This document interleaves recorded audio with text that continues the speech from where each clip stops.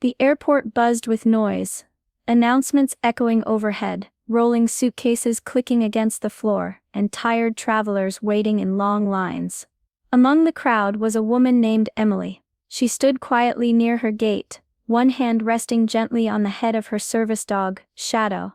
Shadow, a black Labrador with calm eyes, wore a red vest that read "Service Dog, Do Not Pet." He sat close to Emily's side, alert but peaceful, his tail still. Emily looked calm, but if you looked closer, you'd see the exhaustion in her face, not just from travel, but from life. Her eyes held stories she didn't speak out loud, years of quiet battles. She was just trying to fly home after a long week, but someone on the plane had a problem with her, and with Shadow, and what happened next. No one in that airport could have guessed how it would end.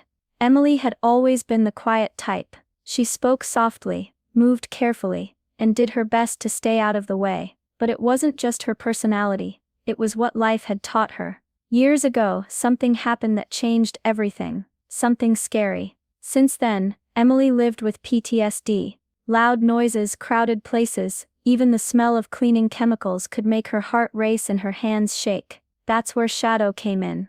Shadow wasn't just a dog, he was her lifeline. Trained to sense her panic before it hit, he'd gently nudge her, lead her away from crowds, or press against her legs to calm her down. With Shadow by her side, Emily could step outside her house, she could breathe. She was used to stares, people looking, whispering, sometimes rolling their eyes when they saw the dog, but no one had ever tried to stop her. Not until today. Emily had just spent 4 days with her mom, helping her recover from surgery. It had been emotional and exhausting, but they'd shared good moments too. Now Emily just wanted to get home, back to her little apartment where things felt safe and still. There was only one problem. She hated flying. The loud engines, the tight seats, the pressure of strangers all around. It made her chest tighten just thinking about it. But there was no other way to get home. So here she was, standing at her gate with Shadow, trying to stay calm, trying to keep her breathing steady. She thought the hard part would be getting through the flight. She had no idea the real challenge was about to take the seat right next to her. When the airline called for pre-boarding, Emily stood up slowly. She gave her ticket to the agent, who smiled kindly and let her through. Shadow walked right beside her, calm and focused, his vest snug across his back. The flight crew stepped aside to let them pass, one even giving Shadow a quick nod. Emily found her window seat near the middle of the plane. She placed her small backpack under the seat, then gave Shadow the signal. He gently laid down at her feet, curling into the space like he'd done 100 times before. She took a deep breath, trying to relax. Just a 2-hour flight. Then she'd be home. But peace didn't last long. A tall man in a crisp suit stopped beside her row. He looked at the dog, then at Emily, and frowned hard. "You've got to be kidding me," he said. "Is that thing going to be next to me the whole flight?"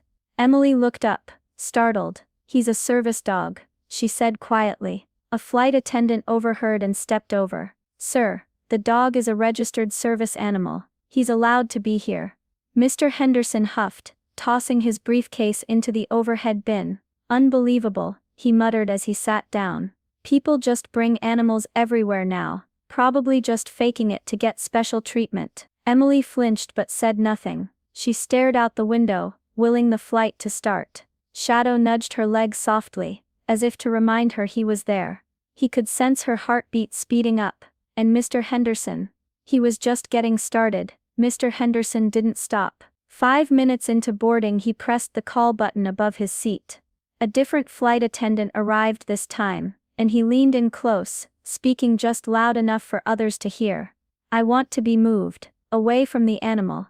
The attendant looked at Shadow, then at Emily. "I'm sorry, sir," she said politely. "The flight is full, there are no extra seats available." Mr. Henderson scowled. "So I have to sit next to a dog for 2 hours, that's not acceptable." Emily's hands were trembling slightly in her lap. She kept her eyes down, her fingers brushing against Shadow's soft fur. He leaned gently into her legs, grounding her like he always did. Mr. Henderson wasn't done. "I don't buy it," he said, louder now. "You don't look disabled." Several heads turned. Emily felt like she'd been slapped. She wanted to disappear, to vanish into the seat and escape the eyes now watching her. Shadow sat up slightly, alert, pressing his body against hers to calm her down. Mr. Henderson stood up halfway, and waved to the front. "Hey, can I talk to someone in charge?" he shouted. A flight attendant rushed over, clearly trying to de-escalate. "Sir, please lower your voice." "No, either the dog goes or I do." The cabin fell into an uneasy silence. A few passengers looked at each other, unsure what to do. One woman across the aisle frowned but stayed quiet. A man near the front shook his head and looked away. The plane hadn't even left the gate yet, and already the situation was spinning out of control. The flight attendant sighed. "I'll have to speak to the captain." She disappeared to the front of the plane. Emily sat frozen, her heart pounded. Was she about to be kicked off? For the first time in years, she wasn't sure even Shadow could calm the fear rising inside her.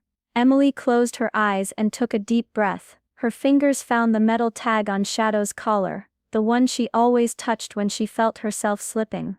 She held it tightly, letting the cool metal bring her back to the moment.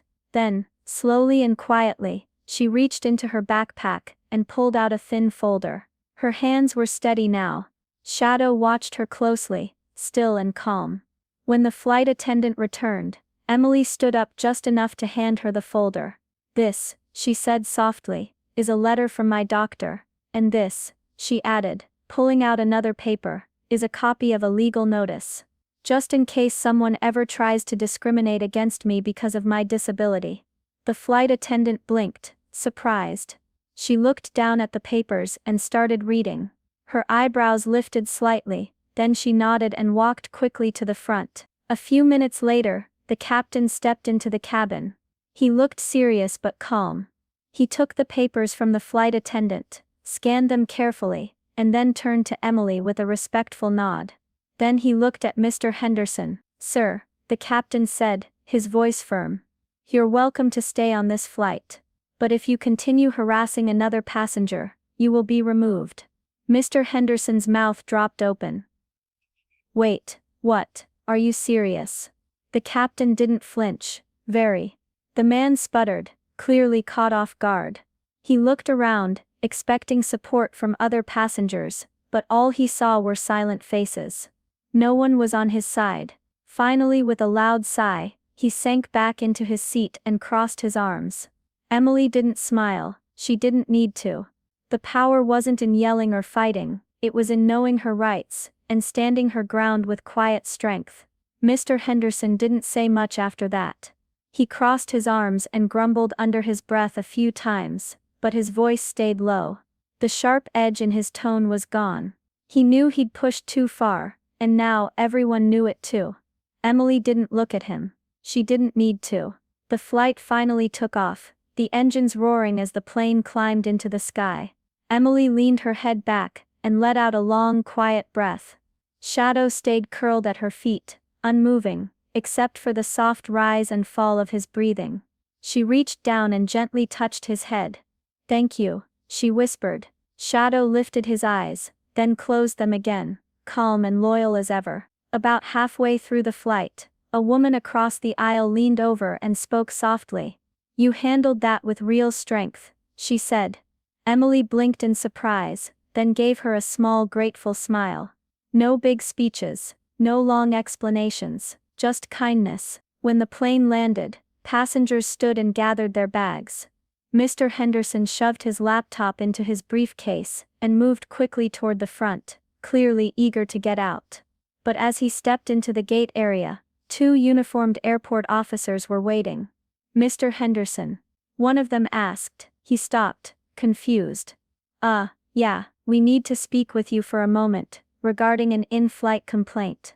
His face went pale. As they led him aside, a few passengers looked on, recognizing what was happening. Emily stepped off the plane slowly, Shadow walking beside her. Justice had arrived, quietly, firmly, and without a single raised voice. Emily walked through the terminal, Shadow steady at her side. The crowd around her felt quieter now, even though the noise hadn't really changed. Her heart was still beating fast, but it wasn't fear anymore. It was pride. She hadn't wanted a fight, that wasn't who she was. All she wanted was to get home safely, just like everyone else on that plane. But today, someone crossed a line, and instead of shrinking away, she stood her ground. Shadow brushed against her leg gently as they walked, his presence like a shield. People still stared here and there, but Emily didn't look down this time. She kept walking. She had done something hard, something brave, and in doing so she reminded everyone around her of something important. She wasn't loud, she didn't yell or argue, she simply stood firm, armed with truth, and backed by the quiet strength of a dog, who never left her side. The world didn't always see her pain, but today, it saw her power.